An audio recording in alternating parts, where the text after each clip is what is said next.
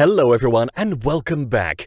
Today I'll be reviewing the film The Damned from the 2024 New York Film Festival. The Damned is directed and written by Roberto Minervini and stars Jeremiah Knupp, Renee W. Solomon, Chris Hoffert, Noah Carlson, and Timothy Carlson. This is a The Damned movie review and there will be spoilers. If you like our movie reviews, please like this The Damned film review and subscribe. Once subscribed, click the bell notification box to be instantly notified of new reviews. Please also consider supporting us through a channel membership or by becoming one of our patrons on Patreon at patreon.com/filmbook. And now, The Damned movie review. Roberto Minervini's slight Civil War drama The Damned is full of intensity, but it fails to service its audience in some of the most basic ways.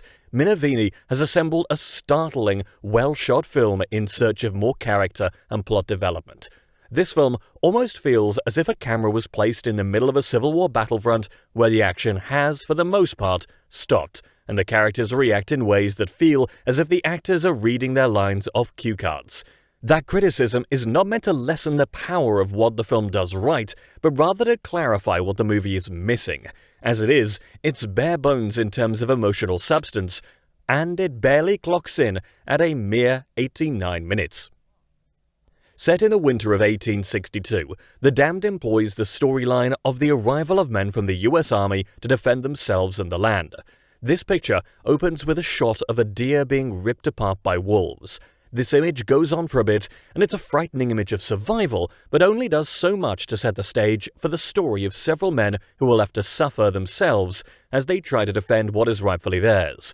The snowy imagery that makes up some of the film's scenes is certainly to be commended, but the actors who have been cast in The Damned can only carry so much weight.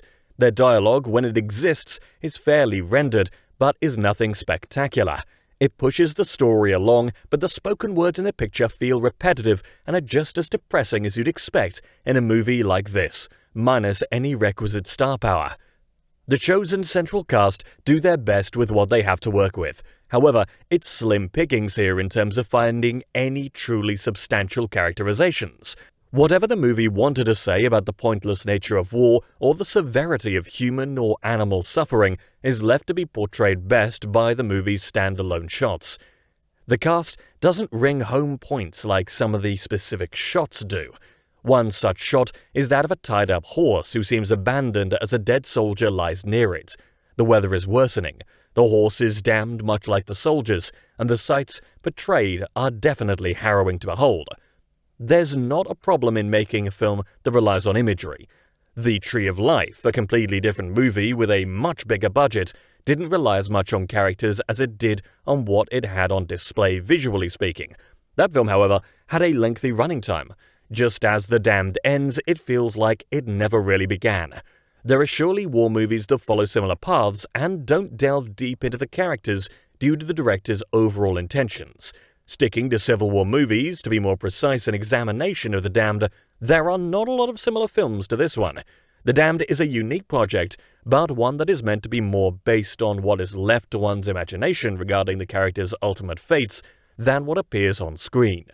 We never really see the enemy, but the film makes us well aware there is one.